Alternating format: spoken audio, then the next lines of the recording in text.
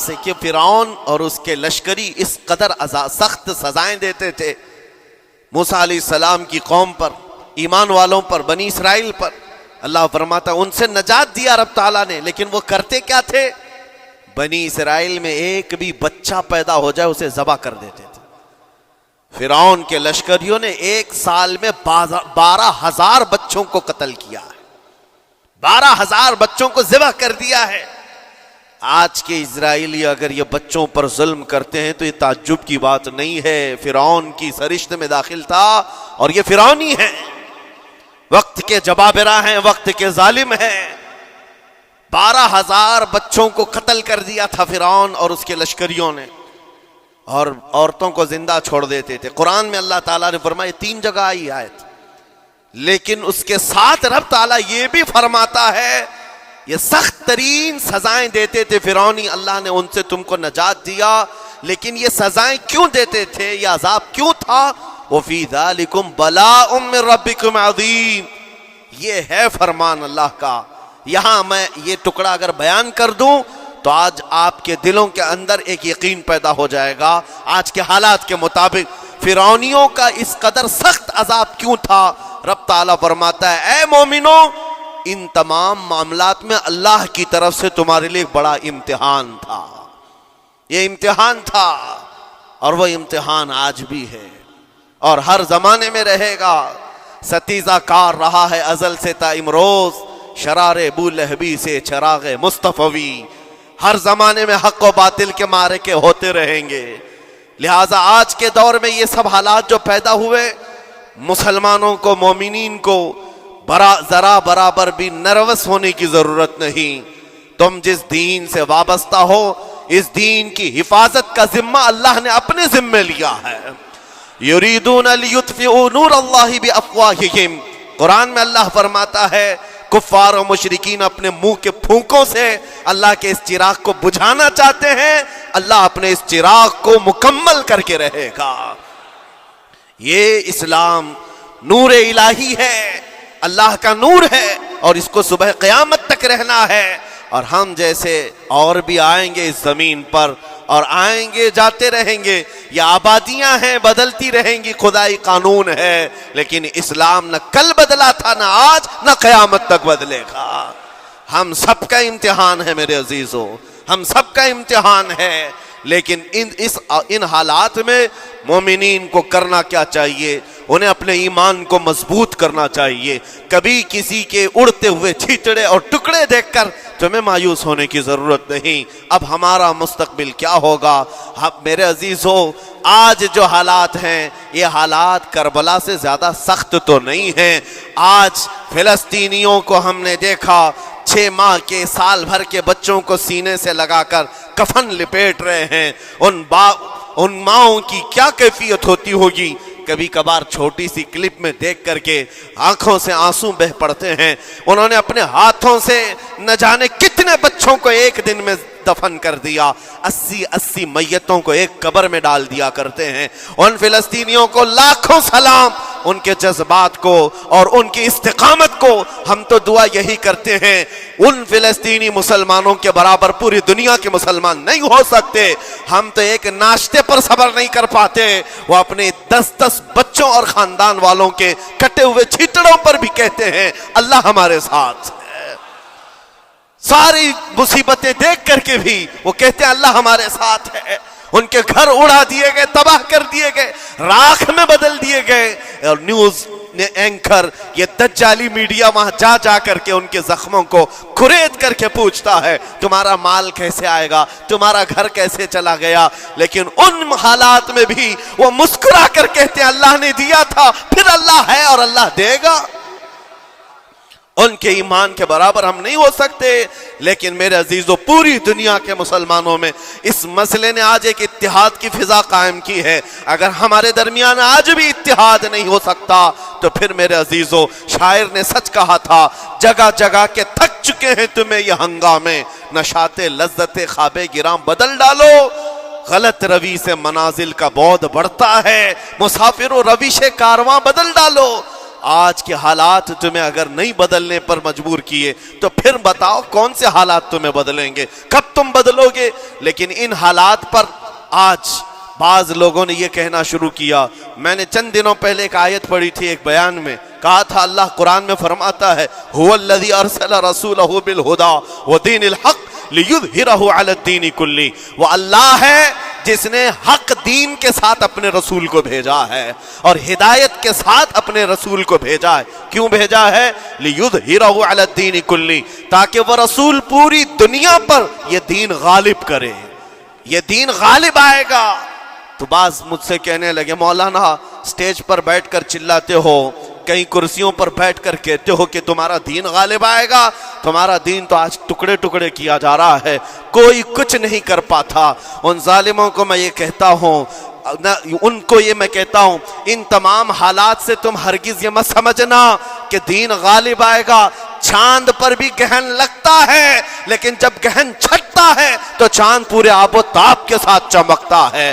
آج اگر امت مصطفیٰ پر گہن لگا ہے تو میں اپنے ان تمام نوجوانوں سے جو ابھی ان فوان شباب میں داخل ہوئے ہیں، ابھی یہ دنیا کو دیکھنے کے قابل بنے ہیں، میں ان سے کہتا ہوں ان آندھیوں سے، ان طوفانوں سے گھبرا کر کے نہ تمہیں دین بدلنے کی ضرورت ہے، نہ تمہیں اپنا مسلک و مذہب بدلنے کی ضرورت ہے، بلکہ میں یہ کہتا ہوں نہ گھبراؤ مسلمانوں، ابھی خدا کی شان باقی ہے، ابھی اسلام زندہ ہے، قرآن باقی ہے. یہ ظالم کافر کیا سمجھتے ہیں جو روز ہم سے الجھتے ہیں؟ ابھی کربلا کا آخری میدان باقی ہے، ابھی تو کربلا کا آخری میدان باقی ہے. عزیزان گرام وقار، میرے نبی کریم صلی اللہ تعالی علیہ وسلم نے جو فرمایا وہ ہو کر رہے گا، وہ ہو کر رہے گا. میرے آقا صلی اللہ تعالی علیہ وسلم کا فرمان عالی شان میں سناتا ہوں. حضور فرماتے ہیں لا تزال عصابۃ من امتی یقاتلون علی ابواب دمشق وما حولها وعلى ابواب بیت المقدس لا يضرهم خذلان من خذلهم ظاہرین علی الحق الى ان تقوم الساعة او کما قال رسول اللہ صلی اللہ علیہ وسلم. میرے آقا فرماتے ہیں قیامت تک میری امت میں سے ایک جماعت ایسی ہوگی جو بیت المقدس کے ارد گرد حق کے لیے لڑ رہی ہوگی.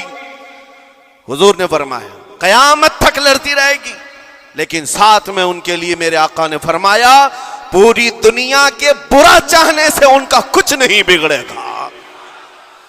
اس کا مطلب کیا ہے؟ اگر آپ ہم سے پوچھتے ہیں کچھ نہیں بگڑے گا، حضور نے فرمایا کچھ نہیں بگڑے گا، لیکن ہم تو دیکھ رہے ہیں ان کے گھر تباہ ہو گئے، بچے مر گئے، چھوٹے بچوں کے سروں سے باپ کا سایہ نکل گیا، کسی کے سامنے اس کی ماں کی تڑپتی ہوئی لاش ہے، اور حدیث میں کہا جا رہا ہے ان کا کچھ نہیں بگڑے گا. سب تو بگڑ گیا، مال بھی گیا، دکان بھی گئی، تجارت بھی گیا، گھر بھی گئے، اولاد بھی، رشتہ دار بھی، اور حدیث میں کہا جا رہا ہے کچھ نہیں بگڑے گا. میرے عزیزو یاد رکھو میرے آقا کا فرمان حق ہے، کچھ نہیں بگڑے گا کا مطلب کیا ہے؟ یہ تمام اسباب جانے کا مطلب یہ نہیں کہ بگڑ گیا، بگڑا تو اس کا ہے جس کا ایمان بگڑ گیا. ایمان جس کا گیا اس کا سب بگڑ گیا. اور ہم نے ان بچوں کو دیکھا ہے آج، ارے رات کو سوتے ہیں تو انہیں پتہ نہیں ہوتا صبح ہوگی بھی کہ نہیں ہوگی، لیکن اس کے باوجود ایک دل دہلا دینے والی بات میں بتاتا ہوں.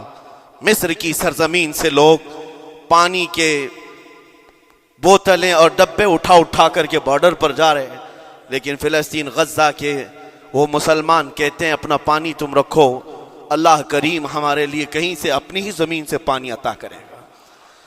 ان کو لوگ کہہ رہے ہیں کیا آپ نہیں دیکھ رہے وقت کا بڑا فرعون روز الٹیمیٹم دیتا ہے 24 گھنٹے میں علاقہ خالی کرو، نکل جاؤ، گھر خالی کرو. کیسا ایمان ہے تمہارا کہ آنے والی بڑی بڑی میزائلوں کا اپنے سینے سے مقابلہ کرتے ہیں اور کہتے ہیں کل سے ہم یہی تھے، آج بھی یہی ہیں اور یہی رہیں گے اور اسی مٹی میں دفن ہو جائیں گے. یہ جو استقامت ہے اسی کو میرے آقا نے فرمایا دنیا ان کا کچھ نہیں بگاڑ سکے گی. ایمان اگر مضبوط ہے تو کچھ نہیں بگڑا ہے. ارے 6 سال کی بچی، 6 سال کی بچیاں، ٹرینڈ چلا ہوا ہے ان کے محلوں میں، ٹرینڈ چلا ہوا ہے، اپنے اپنے ہاتھوں میں مہندی سے اپنا نام لکھ رہی ہیں، ہنسی خوشی. پوچھا ان سے کہ نام لکھنے کا ٹرینڈ کیوں چلا ہے ابھی جنگ کے حالات میں مہندی سے؟ کہتی ہیں کل کو اگر ہم اڑ گئے، چہرہ نہیں ملا، جسم نہیں ملا، ہاتھ اگر بچا ہوا ہو تو نام دیکھ کر ہمارے ماں باپ پہچان تو سکے۔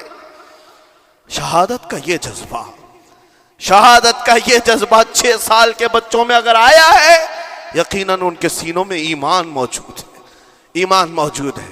میرے عزیزو، ذرا اپنے حالات پر ذرا توجہ کرو۔ مولا کریم نے ہمیں کس چیز کی کمی دی ہے؟ کون سی چیز کم آئی ہمارے گھر میں؟ ہم تو مرغن غذائیں روز کھاتے ہیں۔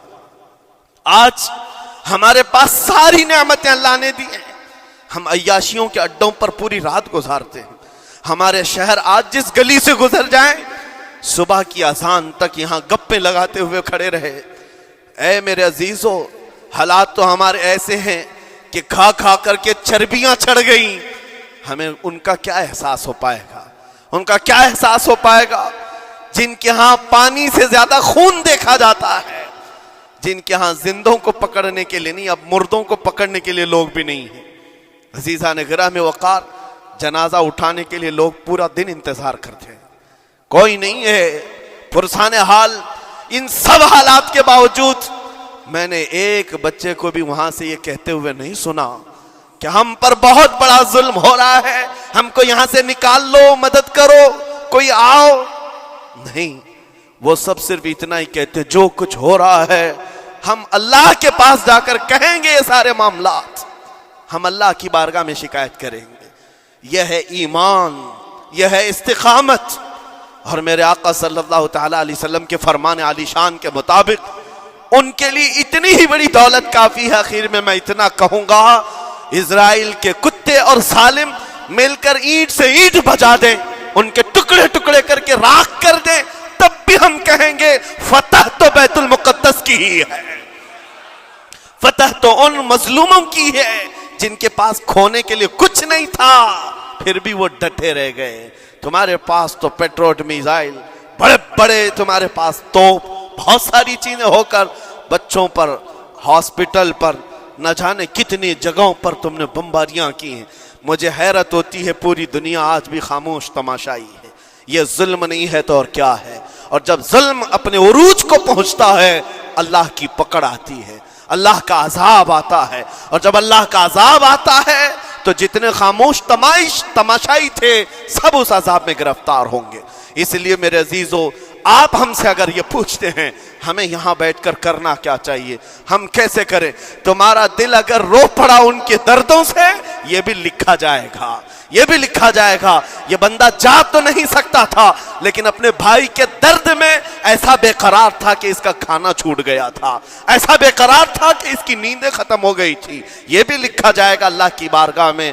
لیکن یہاں بیٹھ کر کے ہم عیاشیوں پر عیاشیاں کریں، اپنے گناہوں سے کبھی باز نہ آئے، تو پھر میرے عزیزو، ان نہتے مظلوموں کے ہم بہت خطرناک قسم کے دشمن کہلائیں گے، جہاں ان کو پانی کا ایک قطرہ نہیں، جہاں ان کے لیے لقمہ نہیں، وہ کسی کا بچا ہوا کچرا کھانے پر مجبور ہے۔ اس وقت ہماری برتنیں کھانوں سے بھری ہوئی ہیں، ہماری دعوتوں میں ہمارے بچے ہوئے کھانے گٹر اور نالیوں میں بہ رہے ہوں۔ ان حالات میں میرے عزیزو پکڑ ہوگی، ہماری بھی پکڑ ہوگی۔